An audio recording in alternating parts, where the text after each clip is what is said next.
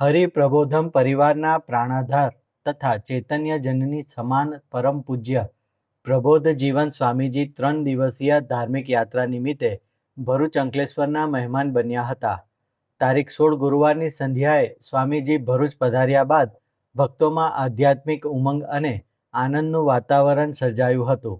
આ યાત્રા દરમિયાન સ્વામીજીએ ભરૂચના ભોલાવ, મક્તમપુર, શક્તિનાથ, મંગલદીપ, જાડેશ્વર તેમજ અંકલેશ્વરના બોરભાઠા બેટ, અંકલેશ્વર જીઆઈડીસી સહિત નાના મોટા ગ્રામ્ય વિસ્તારોમાં ભક્તોના ઘરે પધરામણીઓ કરી તેમના ઘર આંગણને પવિત્ર બનાવ્યા હતા.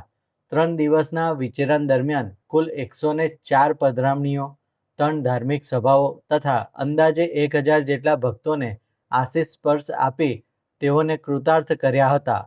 આ પ્રસંગે અનુસંધાને ભરૂચ સ્થિત આત્મીય સંસ્કારધામ ખાતે ભવ્ય ધાર્મિક સભાનું આયોજન કરવામાં આવ્યું હતું. આ કાર્યક્રમમાં આશરે 2500 ભક્તોએ ઉપસ્થિત રહી દર્શન તથા પ્રસાદીનો લાભ લીધો હતો.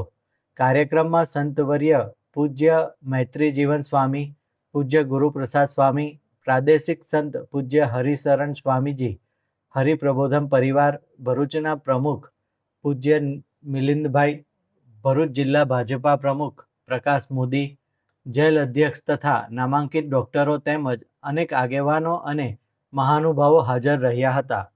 સભા દરમિયાન યુવક મંડળ દ્વારા સુંદર નૃત્ય પ્રસ્તુતિ તેમજ નેવર નેગેટિવ એવર પોઝિટિવ વિષય પર પ્રેરણાદાયક નાટક રજૂ કરવામાં આવ્યું હતું.